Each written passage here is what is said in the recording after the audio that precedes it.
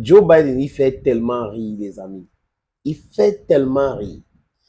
Pourquoi? Parce que il est en difficulté aujourd'hui à ce qui concerne la campagne électorale aux États-Unis. Il décide donc d'accueillir le sommet de l'OTAN.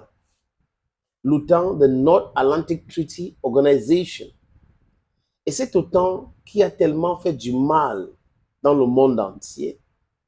Et à un moment donné, les Américains et les Européens pensaient qu'ils avaient le monopole de la brutalité, le monopole de la force, et ils pouvaient utiliser cette organisation pour imposer des choses à tout le monde, compte tenu de leur puissance économique et autres.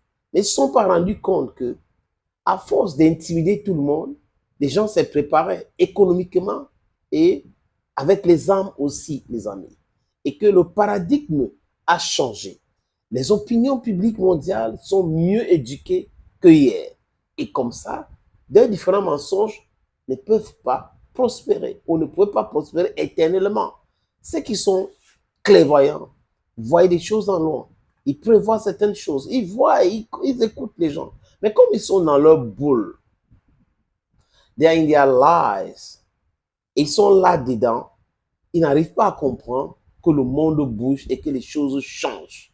Ils pensent que l'avancement technologique, c'est uniquement dans leur pays. Non. Il y en a qui avancent sans faire de bruit. Aussi aujourd'hui, les amis, c'est important de raconter l'histoire du monde entier et des guerres. Et de dire que la vérité, c'est que les Américains n'ont jamais gagné des guerres à l'extérieur. On a parlé de leur révolution en 1700. Mais quand on parle des guerres à l'extérieur, les guerres qu'ils ont occasionnées, ils n'ont jamais gagné. Le Vietnam, Laos et autres. C'était un échec total. Et le Vietcong était soutenu par l'Union soviétique à l'époque. Ils ont essayé ça en Corée. C'était soutenu par qui? Par l'Union soviétique. Ils ont échoué lamentablement là-bas. Ils sont allés en Afghanistan. Qu'est-ce qui s'est passé en Afghanistan? Ils ont échoué lamentablement. En Irak, l'échec était total. Donc, ceux qui connaissent bien l'histoire devraient la consulter avant de faire certaines choses. C'est pour cette raison que je dis ici que Zelensky se comporte comme un cancre. Parce qu'on ne peut pas être un président de la République. On est en train de faire des choses, on pose des actes, on ne regarde pas ce que l'histoire nous enseigne. Les amis, dernièrement, j'ai regardé une image sur la chaîne de propagande pro-ukrainienne, LCI, et on analysait l'activité de l'armée chinoise et l'armée bélarusienne. Il y a eu des exercices près des frontières polonaises. Et ils étaient en train de dire ce n'est pas normal et tout ça, pourquoi faire des choses comme ça et autres. Et j'ai commencé à rire. Donc les Américains peuvent organiser des exercices conjoints avec certains pays otaniens, près des frontières des pays. Personne ne doit contester cela, c'est non, c'est normal.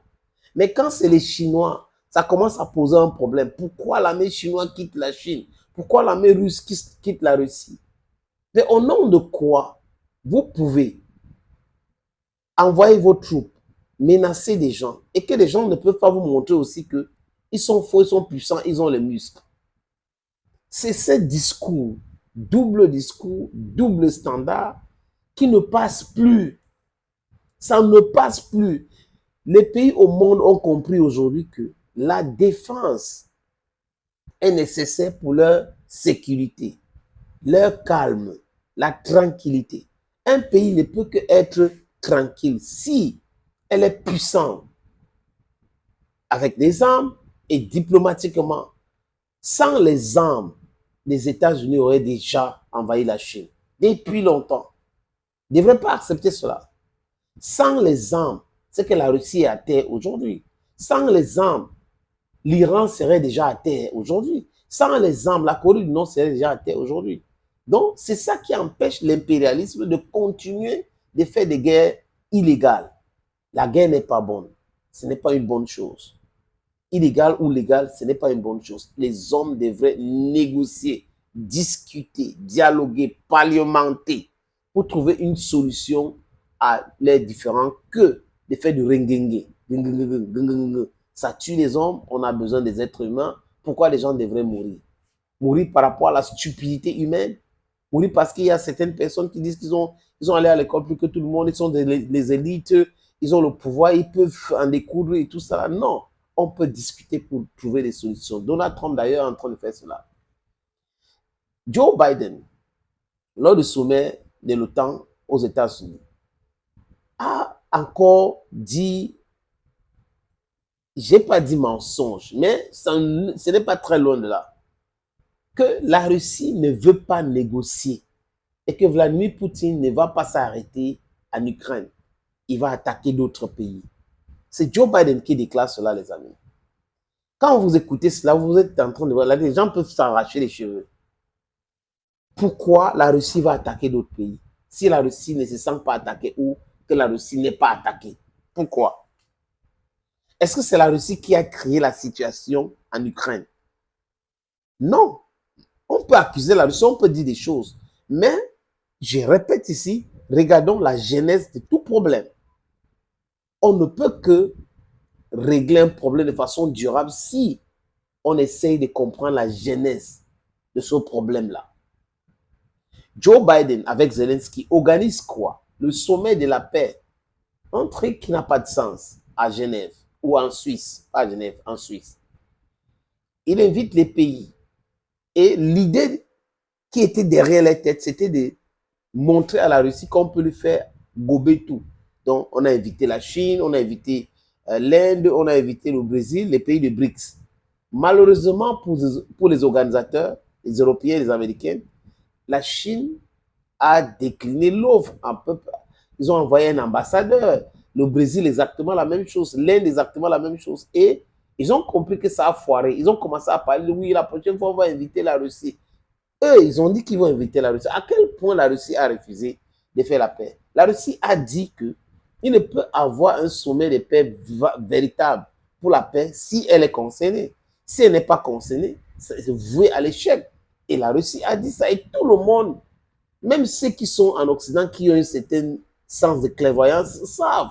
Vous ne pouvez pas parler de la paix dans une situation de guerre et vous invitez seulement une seule personne et vous voulez imposer la paix à l'autre. Ça ne va pas passer.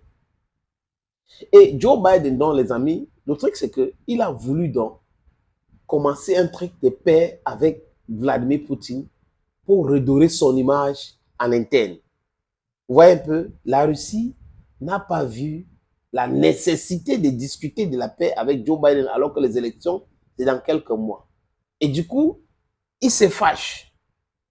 Il dit, les Russes ne veulent pas la paix, vraiment, on va donner les missiles à longue portée, les F-16 vont arriver. Mais la question que je me pose, c'est quoi, les amis? Les F-16 vont décoller d'où? Quel est l'aérodrome en Ukraine que ces gars-là vont utiliser pour décoller avec les F-16? On va avoir 4 batteries de patriotes anti-défense et tout ça là. Ils vont installer où, comment, les amis? C'est ça la question. Ça dit que le tout, ce n'est pas de faire des annonces, des grandes annonces. Tout le monde sait que c'est l'escalade, parfois verbale, mais seulement l'attitude de l'Allemagne, des Américains aujourd'hui et des Otaniens montre qu'ils sont en difficulté. Et comme ils sont en difficulté, ils veulent cajoler Vladimir Poutine et ce n'est pas le genre à se laisser cajoler. Donc ça les énerve, ils commencent à faire des discours et autres. Ça n'aide pas les Ukrainiens. L'Ukraine est en train de fuir les zones de son pays. Les missiles à longue portée vont aider à quoi? À faire quoi? Rien du tout. Ça ne va pas changer le paradigme sur le terrain, les amis. Les forces armées ukrainiennes sont fatiguées. Fatiguées, les amis. C'est un mot de 7 lettres. 7. Fatigués. Ils sont épuisés. Joe Biden et ses amis devraient comprendre cela. Ce n'est pas en répétant quelque chose, le mensonge 5 fois que ça va devenir la vérité. Non.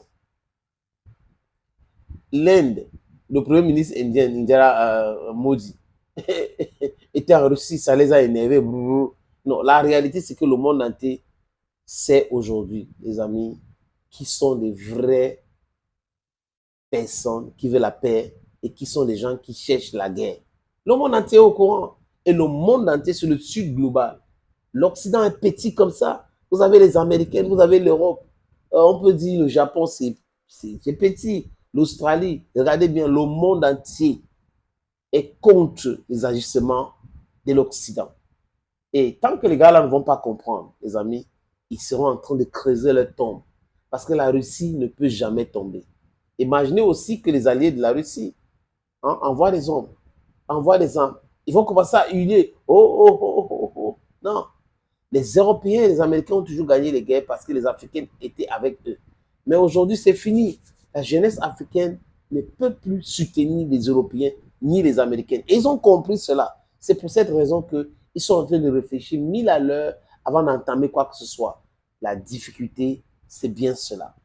Thank you, friends. Your Bamenda man, your Ekuna man, your Ngi man.